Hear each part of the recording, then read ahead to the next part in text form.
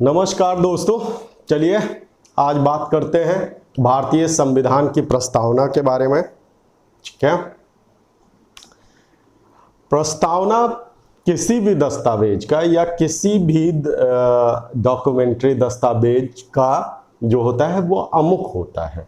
ठीक है, प्रस्तावना का जो शाब्दिक अर्थ होता है वो परिचय या इंट्रोडक्शन होता है। तो किसका परिचय और इंट्रोडक्शन? भारतीय संविधान का जो परिचय पत्र है या जो इंट्रोडक्शन है वो भारत के संविधान की प्रस्तावना है। भारत की संविधान की प्रस्तावना में संविधान का पूरा सार समाहित है। संविधान में क्या आदर्श, क्या नियम तय किए गए हैं, उसकी बात भारतीय संविधान की प्रस्तावना में की गई है। अगर आप ये मान लें कि भारतीय संविधान एक पूरी फिल्म है तो उसका ट्रेलर है प्रस्तावना। ठीक है बच्चों, प्रस्तावना जो है वो पूरे संविधान में क्या है उसका सूक्ष्मतम रूप जो है वो प्रस्तावना में समाहित कर लिया गया है। प्रस्तावना में जो संविधान सभा के जो सदस्य थे उनकी आकांक्षाओं और अभिलाषाओं का जो प्रतिबिंब है वो हमारी इस प्रस्तावना में दिखाई पड़ता है।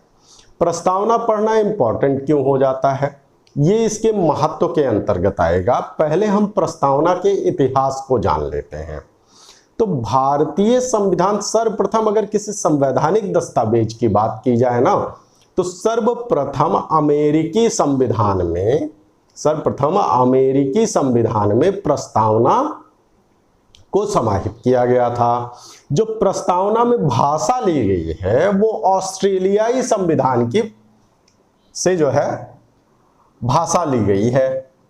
ठीक है, क्या हुआ जब संविधान सभा का गठन हो गया तो पंडित जवाहरलाल नेहरू ने 13 दिसंबर 1946 को संविधान बनाने का जो उद्देश्य था ना उस उद्देश्य पे एक प्रस्ताव प्रस्तुत किया। ठीक है बच्चों, एक प्रस्ताव पंडित जवाहरलाल नेहरू द्वारा, ये इंपॉर्टेंट डेट है, इसको याद कर लीजिएगा। 13 दिसंबर 1946 को नेहरू जी द्वारा, पंडित जवाहरलाल नेहरू द्वारा एक संविधान सभा के प्रस्ताव को पेश किया गया। संविधान के उद्देश्य को पेश किया गया कि क्या उद्देश्य होगा संविधान का हमारा। उसी को 22 जनवरी 1947 को संविधान सभा द्वारा स्वीकृत कर लिया गया और वही उद्देश्य प्रस्ताव हमारे संविधान का अमुख बन गया, यानी हमारे संविधान का सार बन गया, इंट्रोडक्शन बन गया हमारे संविधान का। ठीक है, की व्यवस्था है, जो प्रीएम्बल्स की व्यवस्था है, ये सर्वप्रथम यूएसए यानी यूनाइटेड स्टेट ऑफ अमेरिका के संविधान में सर्वप्रथम की गई। लेकिन हमारे संविधान में बहुत सारे देशों से कुछ ना कुछ चीजें ली गई, अच्छी चीजें, जो महत्वपूर्ण चीजें थी उनको लिया गया। तो इस वजह से जो इसकी भाषा चुनी गई ना वो अमेरिकी संविधान की जो प्रीएम्बल्स था उसी की तरह नहीं चुन ली गई, ऑस्ट्रेलियाई संविधान के प्रीएम्बल्स की तरह भाषा का चुनाव किया गया। ठीक है, इसमें से ये 4 फैक्ट आपको दिखाई पड़ रहे हैं। एक, किसने पेश किया था? तो नेहरू जी द्वारा पेश किया गया था। कब पेश किया गया था? तो ये 13 दिसंबर 1946 को पेश किया गया था और संविधान सभा द्वारा इसको स्वीकृति कब प्रदान की गई? तो 22 जनवरी 1947 में संविधान सभा द्वारा इस उद्देश्य प्रस्ताव को स्वीकृति दे दी गई। ठीक है, सर्वप्रथम प्रस्तावना का प्रयोग किस देश के संविधान में किया गया था? तो अमेरिका के संविधान में सर्वप्रथम प्रस्तावना का प्रयोग किया गया था। अगर ये प्रश्न उठता है कि जो भारतीय संविधान की प्रस्तावना है उसमें भाषा कहां से ली गई है, तो वो ली गई है आपके ऑस्ट्रेलिया के संविधान से। अब बात करते हैं कि ये जो अपनी प्रस्तावना है इसकी प्रकृति कैसी है, तो ये प्रकृति में ऐसी है कि ये नागरिकों के लिए सामाजिक, आर्थिक, राजनीतिक अधिकार प्रदान करती है। ठीक है, अधिकार प्रदान करती है, जबकि जो आपको मूल अधिकार में पढ़ाया जाएगा सामाजिक आर्थिक अधिकार, समानता, नागरिकों में बंधुत्व, देश की एकता अखंडता को बनाए रखना, समता, ये सारी इसकी प्रकृति में आ जाता है कि ये प्रकृति में ऐसी है कि जो इसके नागरिक होंगे ना उनको सामाजिक आर्थिक न्याय दिलवाएगी, नागरिकों को गौरव और प्रतिष्ठा के साथ जीने का अधिकार दिलाएगी, उनमें समता की व्यवस्था करेगी और साथ ही साथ एक देश की एकता और अखंडता को बनाए रखने हेतु नियम विनियम बनाएगी। ठीक है, अब आते हैं इसका महत्व क्या है। जैसे इसको जब संविधान में जोड़ा गया होगा या संविधान में लाया गया होगा तो ऑब्वियस सी बात है कि इसका कुछ ना कुछ तो महत्व होगा ही। आपने आज तक पढ़ा होगा कि ये डेट बताती है, किस डेट को संविधान को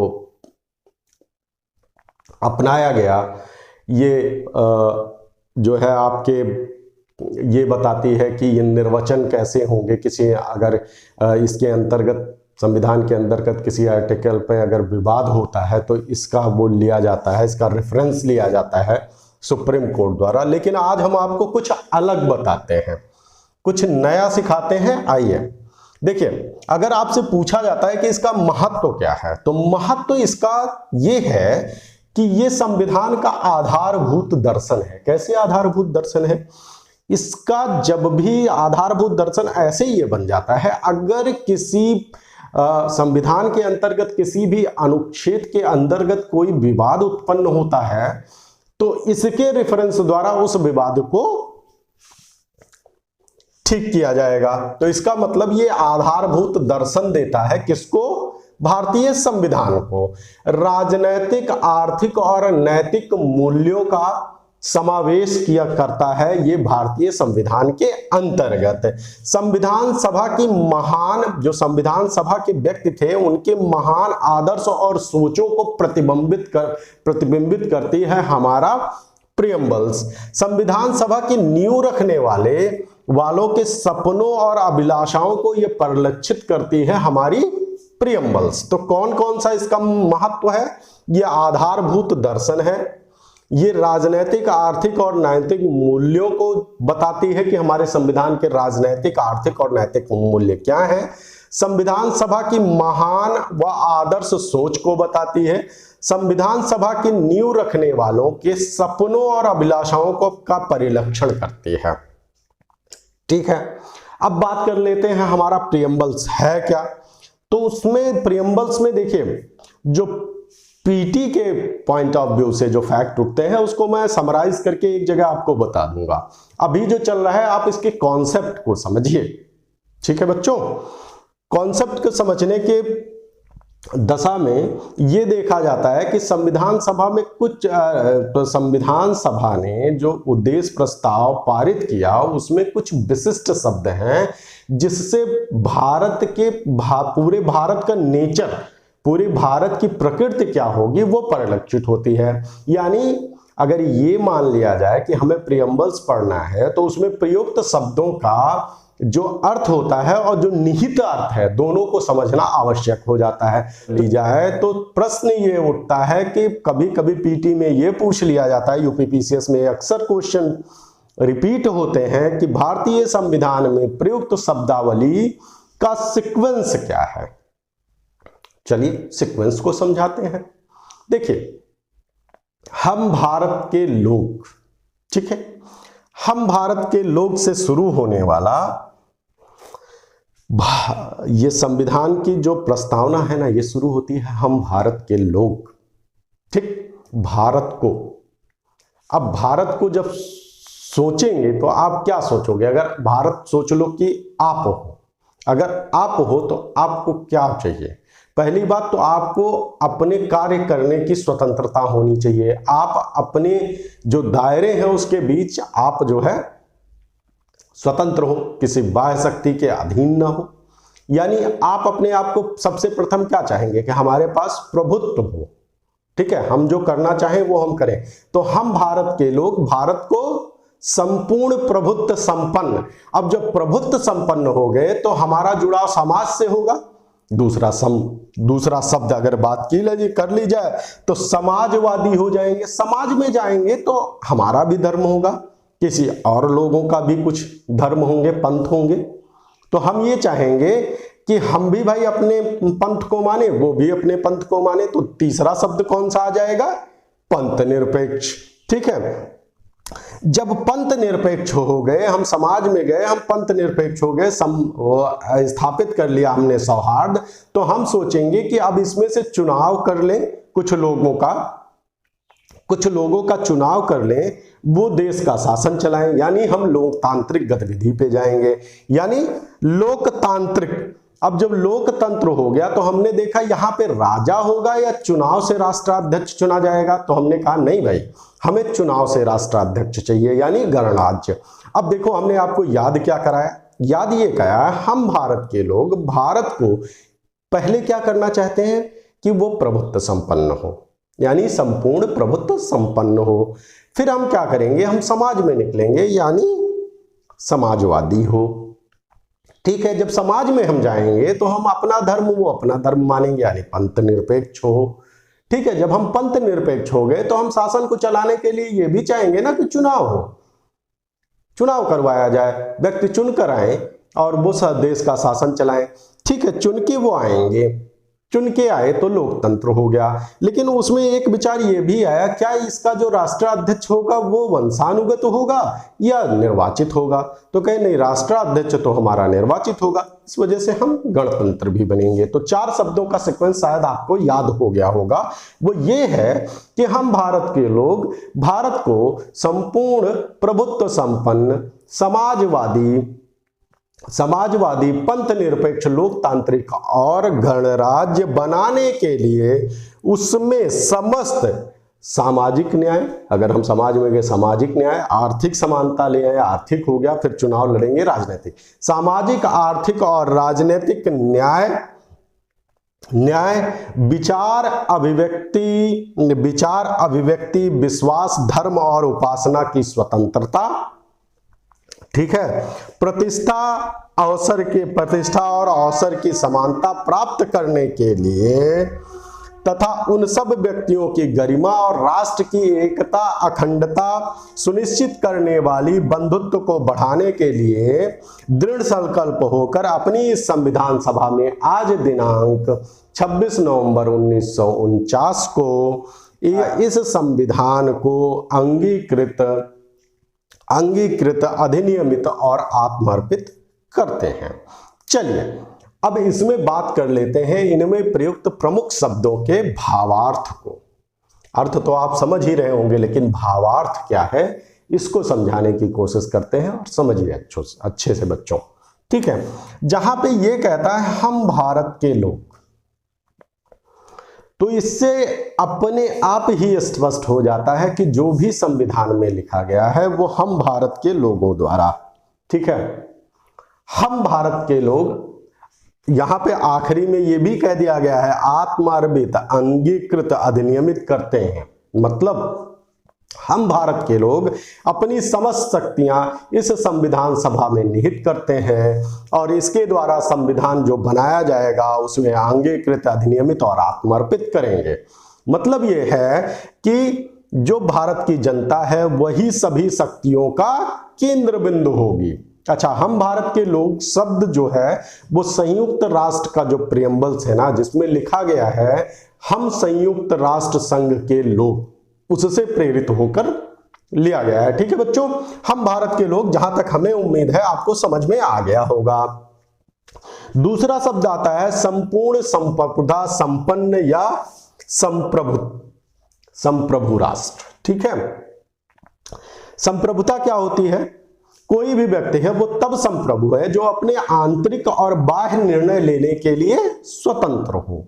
ठीक है, उस पर किसी का प्रेशर ना हो। इसी तरह राष्ट्र की कल्पना कीजिए तो राष्ट्र भी वो भी संप्रभु है जो अपने आंतरिक तथा बाह्य निर्णय लेने के लिए स्वतंत्र हो, वो किसी राष्ट्र का डोमिनियन ना हो, ठीक है, वो किसी अन्य राष्ट्र द्वारा बनाई गई नीतियों के अनुसार आचरण ना करता हो, वो राष्ट्र संप्रभु है, यानी अपने सीमाओं के अंदर और सीमाओं के बाहर भी अगर वो फैसला लेने के लिए सक्षम है, स्वतंत्र है, तो फिर वो राष्ट्र संप्रभु कहा जाएगा। इस परिप्रेक्ष्य में अगर हम भारत को देते हैं तो भारत एक संप्रभु राष्ट्र है।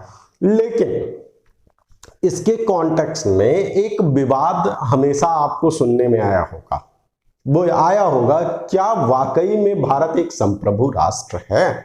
और ये क्वेश्चन तभी उठ गया था जब भारत ने राष्ट्रमंडल की सदस्यता ग्रहण कर ली थी। लोगों ने कहा कि आप साम्राज्ञी को, जो ब्रिटिश की महारानी है, ब्रिटेन की महारानी है, उनको अपना राष्ट्र प्रमुख चुन लिया, तो आप कहां से संप्रभु रह गए।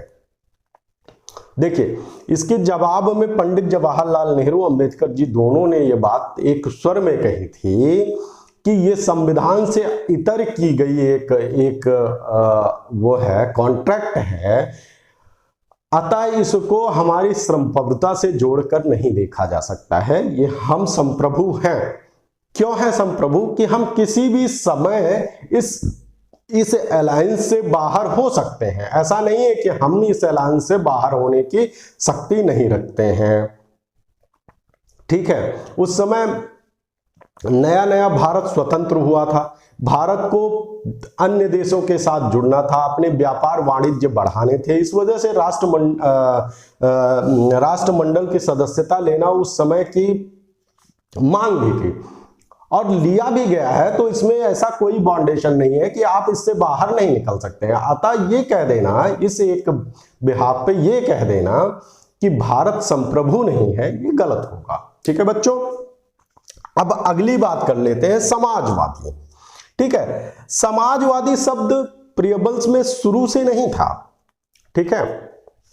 ये 42वें संविधान संशोधन 1976 द्वारा संविधान के प्रियम्बल्स में इसको इंक्लूड किया गया है, ठीक है। समाजवादी शब्द जो होता है ना, इसका जो शाब्दिक अर्थ ये है कि जहां पर राज्य जो है, राज्य की व्यक्तियों पे प्रमुखता हो, ठीक है, मतलब राज्य प्रमुख होगा, व्यक्ति गौण होगा, वहां पर जो है आपका समाजवाद आएगा। मतलब यहां पर व्यक्ति के स्थान पर समाज को एडवांटेज दिया जाता है और राज्य जो होता है ना, वो सभी व्यक्तियों में समानता स्थापित करने के लिए प्रयत्न करता है। राज्य जो है वो दो तरह से व्यक्तियों के बीच समानता स्थापित करने का प्रयत्न करता है।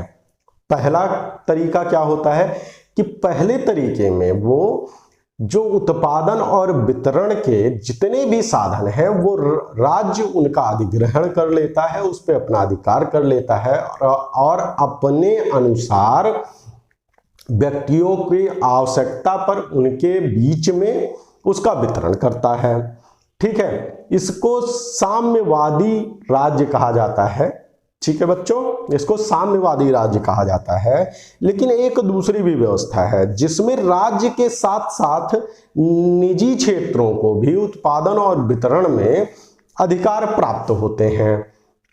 इस तरह की व्यवस्था मिश्रित अर्थव्यवस्थाओं में पाई जाती है, ठीक है। और भारत इसी दूसरी प्रकार की व्यवस्था को अपनाता है। इसमें राज्य के साथ साथ निजी क्षेत्रों को भी अधिकार दिया गया है कि वो उत्पादन और वितरण के साधनों का प्रयोग कर सकते हैं, ठीक है। भारत में इसी को लिया गया है। बहरहाल आगे चल के उदारीकरण की नीतियों को भारत ने अपनाया तो कहीं ना कहीं इसका समाजवादी जो रूप है वो थोड़ा बहुत प्रभावित हुआ है। उसकी बात हम अर्थव्यवस्था के अध्यायों में कर लेंगे कि किस तरह इसको प्रभावित किया है। अब आगे बात करते हैं पंथ निरपेक्षता की। पंथ निरपेक्ष भी शब्द 42वें संविधान संशोधन 1976 द्वारा लाया गया था, ठीक है बच्चों। तो देखो, पंथ निरपेक्ष और धर्म निरपेक्ष दोनों शब्दों के लिए इंग्लिश में सेकुलर शब्द का प्रयोग किया गया है।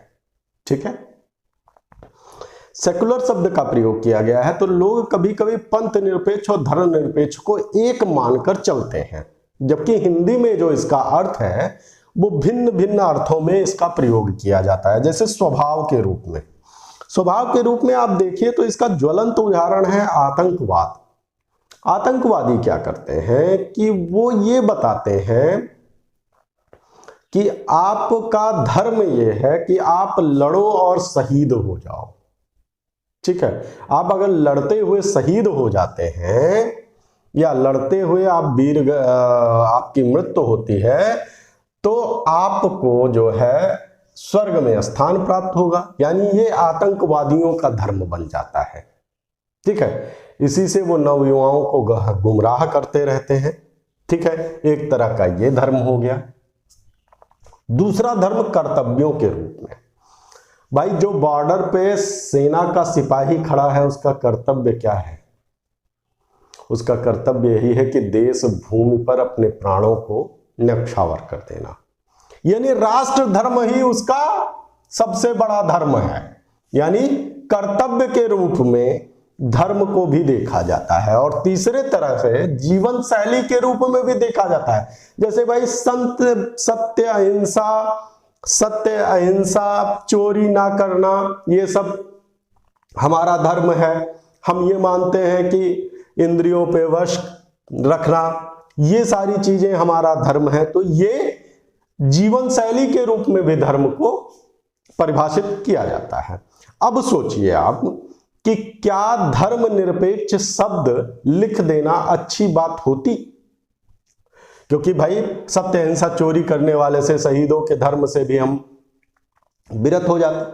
ठीक है, इसके लिए पंथ निरपेक्ष शब्द का प्रयोग किया गया। पंथ के अंतर्गत इन्होंने कहा कि धर्म, पूजा पद्धति, उपासना, क्रियाकलाप जो उपासना होती है और अन्य जो क्रियाकलाप होते हैं उनको पंथ के अंतर्गत रखा जाए और भारत को पंथ निरपेक्ष राष्ट्र घोषित किया जाए।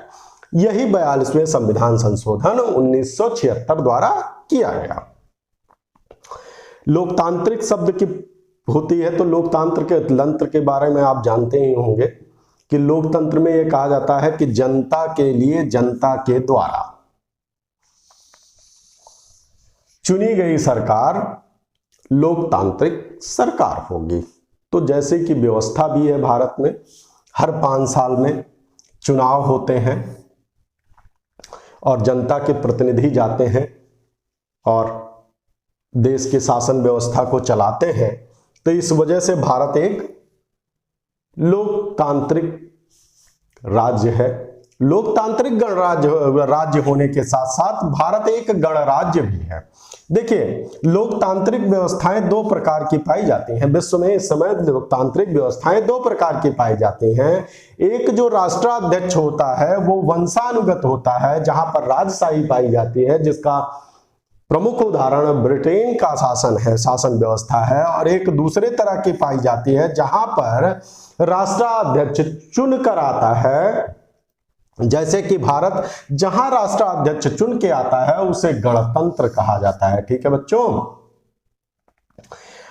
अब देखो इसके साथ ही जब हम आगे बढ़ते हैं तो स्वतंत्रता और व्यक्ति की गरिमा, प्रतिष्ठा, एकता, अखंडता की बात होती है। यहां संविधान का उद्देश्य निहित हो जाता है।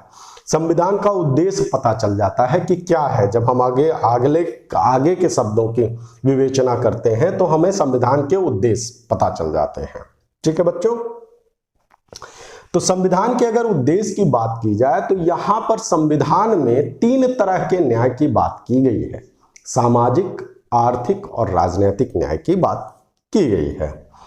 तो सामाजिक न्याय के मतलब ये होता है कि हम एक भेदभाव रहित समाज की स्थापना करेंगे जिसमें लिंग, जाति, जन्म स्थान, मूल वंश इत्यादि के आधार पर कोई भेदभाव नहीं किया जाएगा। इसको हम मूल अधिकार के अनुच्छेदों के अंतर्गत सामाजिक जो भेदभाव रहित तो मूल अधिकार और नीति निर्देशक तत्वों में इनका अध्ययन हम करेंगे।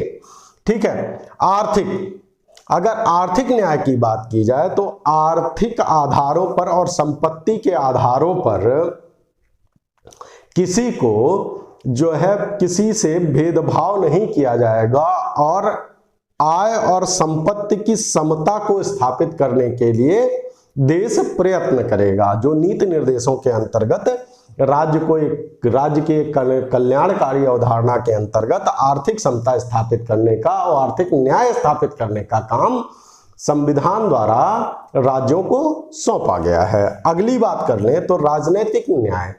राजनीतिक न्याय का मतलब यह होता है कि सभी लोग समान रूप से राजनीतिक अधिकार प्राप्त करेंगे, किसी से पास कोई विशेषाधिकार नहीं होगा, यानी विशेषाधिकार की अनुपस्थिति होगी। कोई भी व्यक्ति किसी भी सरकारी कार्यालय में प्रवेश करने के लिए किसी भी व्यक्ति के ऊपर कोई निषेध नहीं होगा। कोई भी व्यक्ति ग्राम प्रधान से लेकर राष्ट्रपति के चुनाव लड़ने के लिए स्वतंत्र होगा।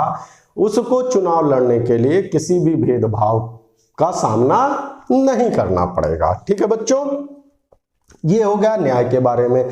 यहां से भी प्रश्न पूछ लिया जाता है कि संविधान के प्रियम्बल्स में या संविधान की प्रस्तावना में कितने प्रकार के न्यायों की व्यवस्था की गई है।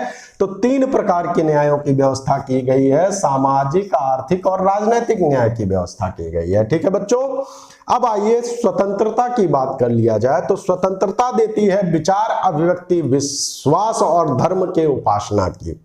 अगर देख लिया जाए तो कुल 5 प्रकार के उपासना का स्वतंत्रता के बारे में इसकी बात की गई है। स्वतंत्रता आपको मूल अधिकार के चैप्टर में पढ़ाया जाएगा कि किस तरह की कौन सी स्वतंत्रता मिली हुई है। फिर भी इसमें कहा गया है कि प्रियम्बल्स में कहा गया है कि व्यक्ति को विचार, अभिव्यक्ति, विश्वास, धर्म और उपासना की स्वतंत्रता होगी। विचार कैसा? कोई भी किसी भी चीज को सोचने, उसके बारे में सपने देखने की स्वतंत्रता होगी। और उसके बाद अपने जो विचार है ना, उसको भी अभिव्यक्त करने पर किसी भी तरह का रोक टोक नहीं होगा। और किसी भी चुनने की व्यक्ति की स्वतंत्रता होगी। किसी भी धर्म को मानने किसी भी धर्म का पालन करने के लिए भी व्यक्ति को स्वतंत्रता दी गई है। इसके साथ ही साथ अपने इच्छा अनुसार वो पूजा पद्धति के माध्यम से उपासना कर सकता है। इसकी भी स्वतंत्रता हमें प्रियम्बल्स में दी गई है। समता की बात कर लें। वही मैं कह रहा था कि विशेषाधिकार की अनुपस्थिति अगर हो जाए तो समाज समता मूलक समाज में बदल जाएगा। समता के लिए क्या करता है कि राज्य बिना भेदभाव सभी लोगों के अवसर की समानता की बात करता है। अनुच्छेद 14 से 18 के बीच में जो मूल अधिकारों के अंतर्गत है, वहां पर आपको समता के बारे में डिटेल्ड स्टडी करवाई जाएगी। ठीक है बच्चों, भारतीय संविधान की प्रस्तावना में प्रयुक्त अगले शब्द के बारे में बात करते हैं। तो अगला शब्द हमें यह मिलता है अवसर की समानता। प्रतिष्ठा के बारे में हमने बता ही दिया कि भारतीय संविधान को आप ये ना मान के चलें कि एकमात्र दस्तावेज है जो भारतीय जनता को उनके अधिकार प्रदान करती है। साथ ही साथ उनको आत्मसम्मान के साथ जीने और उनकी प्रतिष्ठा का भी ख्याल भारतीय संविधान के अंतर्गत रखा गया है। इस हेतु बहुत सारे अनुच्छेद बनाए गए, जिसमें आप जानते ही होंगे अस्पृश्यता का अंत किया गया, साथ ही साथ जो है उपाधियों का अंत किया गया, आर्टिकल 18, इसको आगे चल के पढ़ाएंगे। तो भारतीय संविधान की प्रस्तावना व्यक्ति को गरिमा और प्रतिष्ठा के साथ जीने का अवसर भी प्रदान करने की कल्पना करती है। इसी के साथ साथ ही अवसर की समानता की भी बात की गई है। आर्टिकल 14 से लेकर 18 मूल अधिकारों में आप समता और समानता के विषय में पढ़ेंगे। आर्टिकल 14 से 18 के अतिरिक्त भी कुछ आर्टिकल में समता की बात की गई है।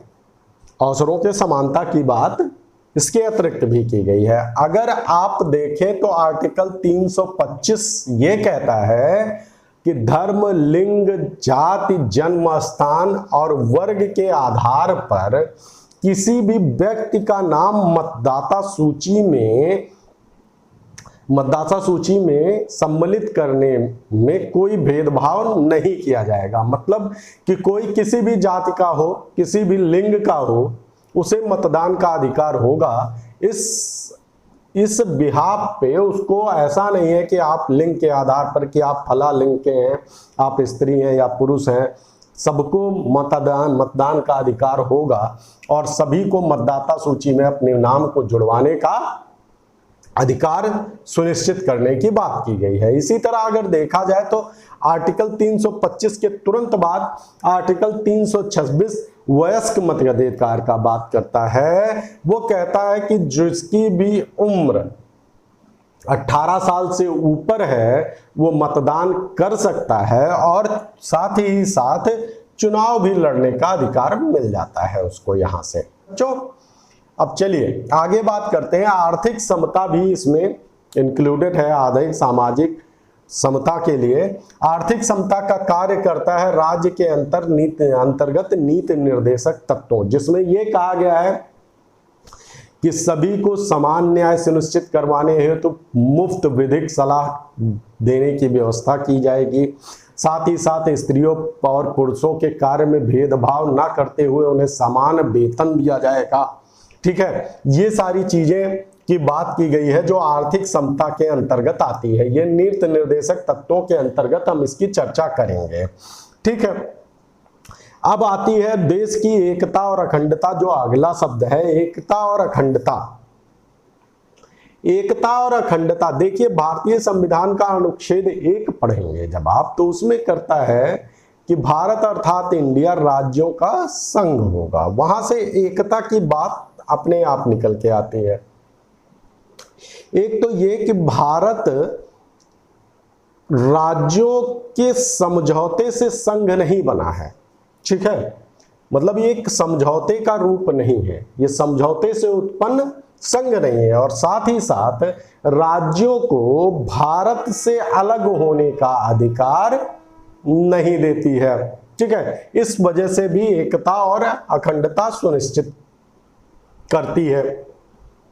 और साथ ही साथ प्रस्तावना में एक शब्द बंधुत्व का भी प्रयोग मिलता है। तो बंधुत्व, देखिए अगर बंधुत्व की बात की जाए तो मूल कर्तव्य के 51A के अंतर्गत ये कहा गया है कि जो यहाँ के व्यक्ति होंगे वो आपसी भाईचारे, एकता और अखंडता को बनाए रखने के लिए प्रयास करेंगे।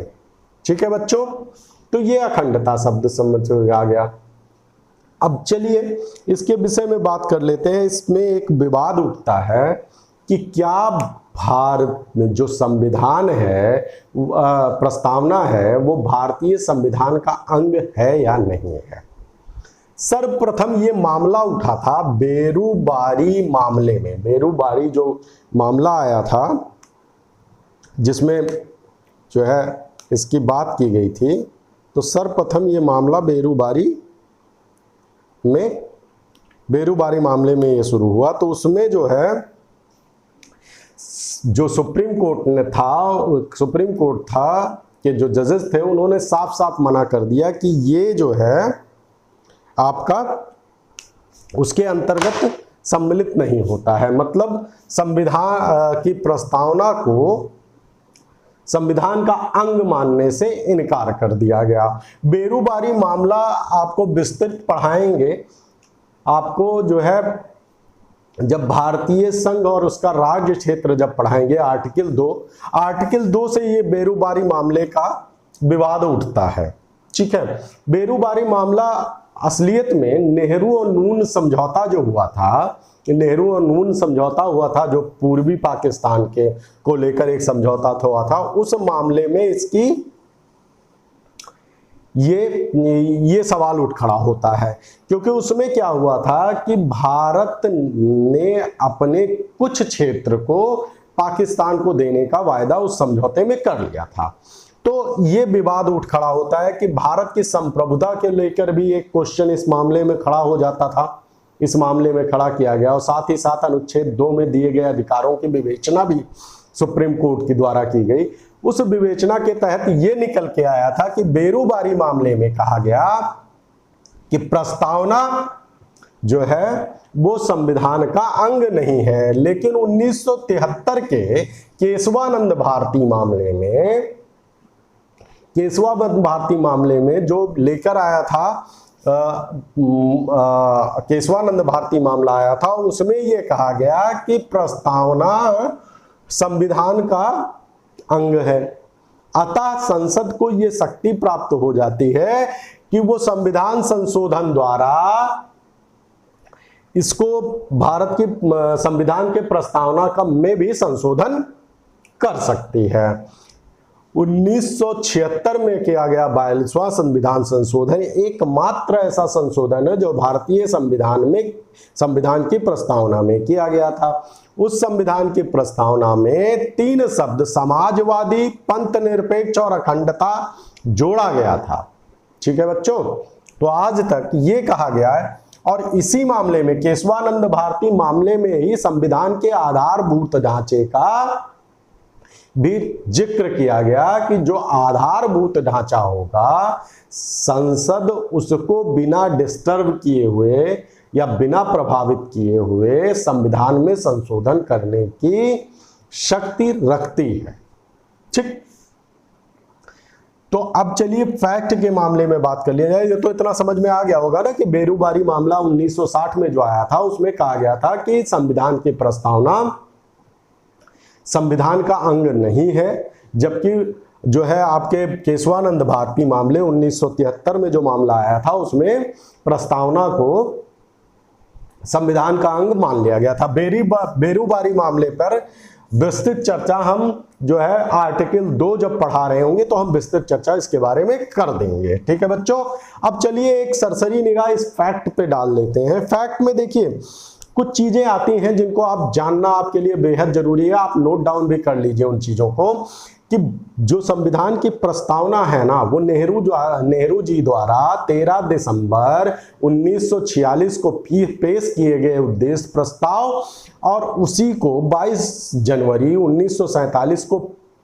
संविधान सभा द्वारा स्वीकृत कर लिया गया, वही जो है भारत की प्रस्तावना बनी।